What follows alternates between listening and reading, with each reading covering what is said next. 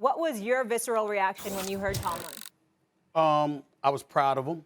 I was proud of him for saying what he said in the fashion that he said it, and leaving the rest to us.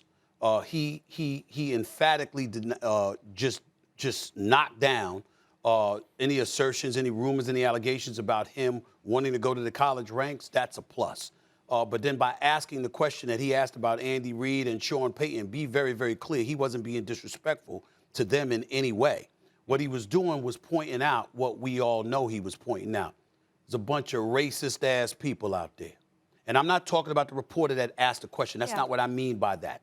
I'm not even, and I understand a place where it comes from as it pertains to a Carson Palmer being on Dan Patrick's show and bringing up Mike Tomlin because he obviously Carson Palmer was at USC. I'm certainly not accusing or asserting anything about Carson Palmer. I'm sure that wasn't his intent, wasn't Dan Patrick's intent. I'm certainly not implying that about the great Dan Patrick or anybody else. What I'm talking about is from a societal perspective. Here is a man that has won a Super Bowl championship, has been to a Super Bowl, has never had a losing record, and periodically from time to time, the minute the Steelers expose that they got bad breath, he on a hot seat. Sean Payton, who's a hell of a coach, also a Super Bowl champion, he's had 4 losing seasons in his career, including back-to-back-to-back from 2014 to 2016, where they went 7-9 each year. Andy Reid has had 3 losing seasons on his resume.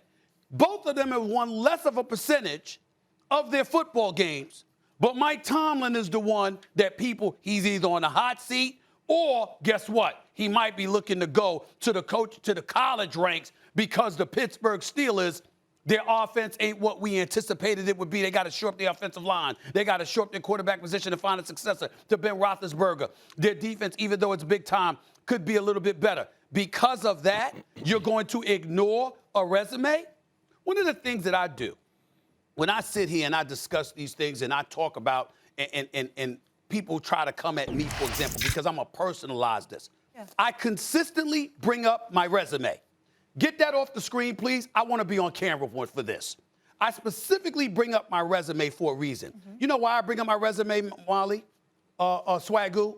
Because when you're black, it behooves you to have one. Because the second they get a chance to diminish what you've accomplished, what your cachet is, then they're going to take advantage of it. See, I'm screaming A.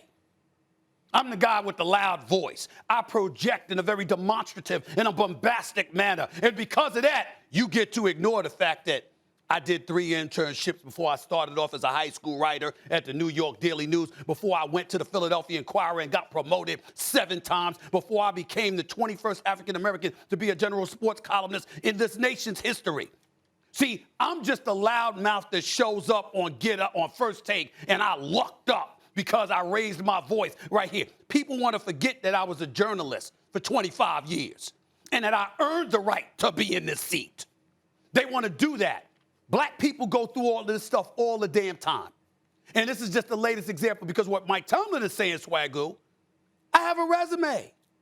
What person with my resume would you be talking about taking a college job when I'm coaching the Pittsburgh Steelers, one of the most renowned jobs in all of sports throughout history? They've had 3 coaches, Chuck Noll, Bill Cowher, and Mike Tomlin. Everyone knows this. This man has not had a losing season in 14 years. And you're talking about him leaving the NFL to go to the college ranks as if that's what he needs to consider. You're damn right it's insulting. And you're damn right there's some racial connotations to it. Because as he basically said, you ain't asking none of the white dudes with my resume that question. And he is right. And say you took the words out of my mouth. The visceral reaction from Mike Tomlin was about disrespect. That's what it boiled down to, disrespect. And to your point, not acknowledging the fact that I've been one of the most successful coaches in the NFL, and me going to college would be a step down. Okay, this is the highest level in which you can coach American football. This is one of the storied franchises in which you can coach football.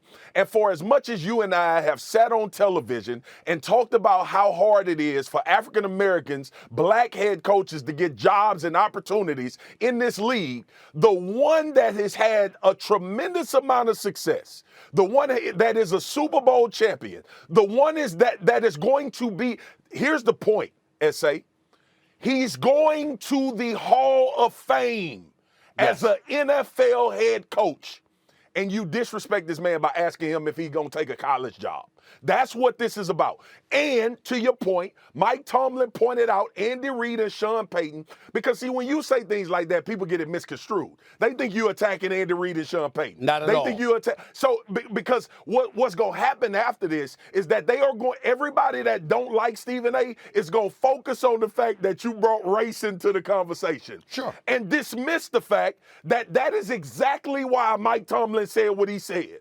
It's because that connotation is prevalent. He understands the environment in which he coaches. He understands the things you have to go through in order to be a head coach as a black man in the NFL. And not only that, have an amount of success. So to your point, you took it all out of my mouth. But here's the thing that I will say. And this is what I'll say to the reporters, because to your point, no disrespect, they ask questions because they may get an answer that no one is expecting. Right. But reporters, when you ask Mike Tomlin about taking a college coaching job, please understand this man is a Hall of Fame head coach in the NFL, and understand why he has that type of reaction to you asking that question, or if he would have any interest in it. And he just told everybody that is no booster with a blank check that will get him the lead. This man coaches for the Pittsburgh Steelers. He's a Hall of Fame coach who has never had a losing season, and you ask him about going to college. Well, it's absolutely disrespectful. Thanks for watching ESPN on YouTube. For live streaming, sports, and premium content, subscribe to ESPN+.